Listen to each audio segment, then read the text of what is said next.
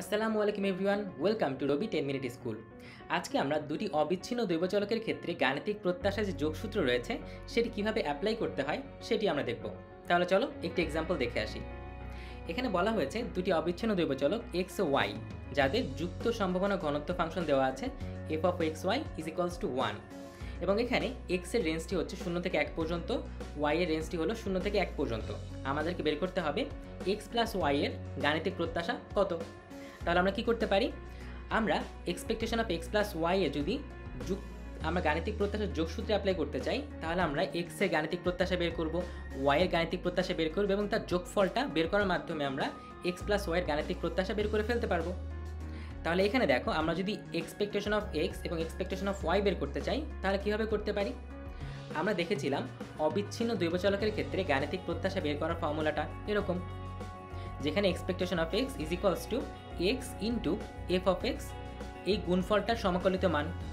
তাহলে এখানে দেখো আমাদের কি দরকার হচ্ছে, এক্সপেকটেশন অফ এক্স বের করার জন্য এফ অফ এক্স দরকার, এক্সপেকটেশন অফ ওয়াই বের করার জন্য এফ অফ ওয়াই দরকার। কিন্তু আমাদেরকে কি দেওয়া আছে, আমাদেরকে দেওয়া আছে f of x comma y, অর্থাৎ এখানে যুক্ত সম্ভাবনা ঘনত্ব ফাংশন দেওয়া আছে। কিন্তু আমাদের কি দরকার, এক্স এর সম্ভাবনা ঘনত্ব ফাংশন এবং ওয়াই এর সম্ভাবনা ঘনত্ব ফাংশন। তাহলে কি করতে হবে, এই ফাংশনটি থেকে আমাদেরকে এফ অফ এক্স এবং এফ অফ ওয়াই বের করে নিতে হবে। কিভাবে বের করতে পারবো, যেহেতু এখানে এক্স ও ওয়াই এর যুক্ত সম্ভাবনা ঘনত্ব ফাংশন দেওয়া, আমি যদি এফ অফ এক্স বের করতে চাই আমাকে ওয়াই এর সাপেক্ষে সমাকলন করতে হবে। তাহলে এখানে সেটাই করেছি, এফ অফ এক্স ওয়াইকে ওয়াই এর সাপেক্ষে সমাকলন করেছি ওয়াই এর সম্পূর্ণ রেঞ্জে, অর্থাৎ 0 থেকে 1 পর্যন্ত। এখানে এফ অফ এক্স ওয়াই এর মান দেওয়া আছে 1, তাহলে 1কে লিখলাম, 1কে সমাকলন করছি ওয়াই এর সাপেক্ষে। তাহলে এখানে আমি 1 এর জায়গাতে ধরে নিচ্ছি ওয়াই টু দি পাওয়ার 0 আছে, যার মানও কিন্তু 1।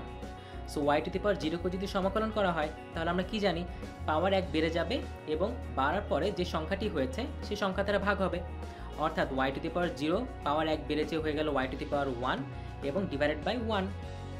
এবং এখানে রেঞ্জ দেওয়া আছে 0 থেকে 1 পর্যন্ত।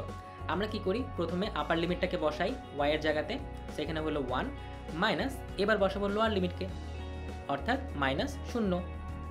তাহলে আমরা পেয়ে যাচ্ছি 1। তাহলে এটি হলো F of x is equals to 1, যেখানে এক্স এর রেঞ্জ হচ্ছে 0 থেকে 1 পর্যন্ত। একইভাবে আমরা এফ অফ ওয়াই বের করব। এফ অফ ওয়াই বের করার জন্য কি করতে হবে, এক্স এর সাপেক্ষে আমাদের সমাকলন করতে হবে এবং এক্স এর সম্পূর্ণ রেঞ্জেই সমাকলনটা করা দরকার। তাহলে আমরা 0 থেকে 1 পর্যন্ত এফ অফ এক্স ওয়াইকে সমাকলন করছি এক্স এর সাপেক্ষে। তাহলে দেখো এফ অফ এক্স এর মানটা বসালাম 1 এর জায়গাতে চিন্তা করছি X to the power 0। X to the power 0 আমরা যদি ফর্মুলা অ্যাপ্লাই করি, পাওয়ার 1 বেড়ে যাচ্ছে, তাহলে এক্স টু দি পাওয়ার 0 থেকে হয়ে গেল x to the power 1 divided by 1 এবং রেঞ্জ দেওয়া আছে 0 থেকে 1 পর্যন্ত। তাহলে প্রথমে আপার লিমিট বসাই এক্স এর জায়গাতে, তাহলে হলো 1 মাইনাস লোয়ার লিমিট বসালে হলো 0, বিয়োগ করলে পাচ্ছি 1 এবং এখানে ওয়াই এর রেঞ্জ হবে 0 থেকে 1 পর্যন্ত।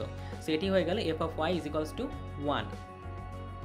এবার দেখো এক্সপেকটেশন অফ এক্স যদি বের করতে চাই তাহলে কি করব, আমরা এক্স ইন্টু সেই এক্স এর সম্ভাবনা ঘনত্ব ফাংশন দিয়ে গুণ করব এবং সেই গুণফলকে সমাকলন করব এক্স এর সম্পূর্ণ রেঞ্জে। তাহলে আমরা কি পাচ্ছি, এক্সকে রাখলাম, এফ অফ এক্স পেয়েছিলাম এখানে 1, তাহলে এক্স ইন্টু 1 করলে তো এক্সই থাকছে এবং তাদের সম্পূর্ণ রেঞ্জ 0 থেকে 1 পর্যন্ত। তাহলে 0 থেকে 1 পর্যন্ত আমাকে সমাকলন করতে হবে। এবার দেখো এক্সকে সমাকলন করলে আমরা পাচ্ছি এক্স এর পাওয়ার 1 বেড়ে গেলে হলো এক্স স্কোয়ার ডিভাইডেড বাই এই 2 দ্বারা ভাগ করে দিব, তাহলে পাচ্ছি এক্স স্কোয়ার বাই 2 এবং এটার রেঞ্জ দেওয়া আছে 0 থেকে 1 পর্যন্ত। তাহলে 0 থেকে 1 পর্যন্ত মান বসিয়ে দিচ্ছি, প্রথমে বসাবো আপার লিমিটকে এক্স এর জায়গাতে অর্থাৎ 1 স্কোয়ার ডিভাইডেড বাই 2 মাইনাস, এবার লোয়ার লিমিটটাকে এক্স এর জায়গাতে বসাবো, তাহলে পাচ্ছি 0 স্কোয়ার ডিভাইডেড বাই 2। এই মানটি বসিয়ে দিলাম। এবার যদি ক্যালকুলেশন করি আমরা পেয়ে যাব হাফ। ঠিক একইভাবে আমরা এক্সপেকটেশন অফ ওয়াই বের করছি, এখানে আমরা করছি সমাকলন ওয়াই ইন্টু ওয়াই এর সম্ভাবনা ঘনত্ব ফাংশন দ্বারা গুণ করব এবং সেই গুণফলটাকে সমাকলন করব ওয়াই এর সম্পূর্ণ রেঞ্জে। এখানে দেখো আমরা কি পেয়েছিলাম, f of y is equals to 1 পেয়েছিলাম এবং ওয়াই এর রেঞ্জ ছিল 0 থেকে 1 পর্যন্ত, তাই 0 থেকে 1 পর্যন্ত সমাকলন করেছি ওয়াই ইন্টু 1 অর্থাৎ ওয়াই। ওয়াইকে যদি সমাকলন করা হয় আমরা কি পেয়ে যাব, ওয়াই এর পাওয়ারটি 1 বেড়ে যাবে অর্থাৎ 1 থেকে হয়ে গেল 2 ডিভাইডেড বাই পাওয়ার বাড়ার পর যে সংখ্যাটা পেয়েছি সেটা দ্বারা ভাগ করে দিব অর্থাৎ 2 দ্বারা ভাগ করলাম ওয়াই স্কোয়ার বাই 2। এবার আপার লিমিট এবং লোয়ার লিমিট বসিয়ে দিলাম। আপার লিমিট যদি প্রথমে ওয়াই এর জায়গাতে বসাই তাহলে পাচ্ছি 1 স্কোয়ার ডিভাইডেড বাই 2 মাইনাস, এবার বসাবো লোয়ার লিমিটকে অর্থাৎ 0 স্কোয়ার ডিভাইডেড বাই 2। এবার যদি ক্যালকুলেশন করা হয় আমরা পেয়ে যাচ্ছি হাফ। তাহলে দেখো আমরা এক্সপেকটেশন অফ এক্স পেয়ে গেলাম হাফ এক্সপেকটেশন অফ ওয়াই পেয়ে গেলাম হাফ। এবার আমরা যদি এক্স ও ওয়াই এর যেই গাণিতিক প্রত্যাশার যোগসূত্র ছিল সেটি অ্যাপ্লাই করি, তাহলে আমরা এক্স প্লাস ওয়াই এর গাণিতিক প্রত্যাশা বের করতে পারবো। সেটি কীরকম? এক্স প্লাস ওয়াইয়ের গাণিতিক প্রত্যাশা ইজ ইকুয়ালস টু এক্স এর গাণিতিক প্রত্যাশা প্লাস ওয়াইয়ের গাণিতিক প্রত্যাশা, যেটা আমরা অলরেডি বের করে ফেলেছি। হাফ এবং হাফ দুইটা মান বসে দিলাম, সো যোগ করলে আমরা পাচ্ছি 1।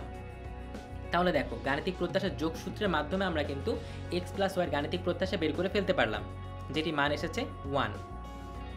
আশা করি দুটি অবিচ্ছিন্ন দ্বৈবচলকের ক্ষেত্রে গাণিতিক প্রত্যাশার যোগসূত্র কীভাবে অ্যাপ্লাই করতে হয় সেই সম্পর্কে তোমাদের ধারণা হয়েছে।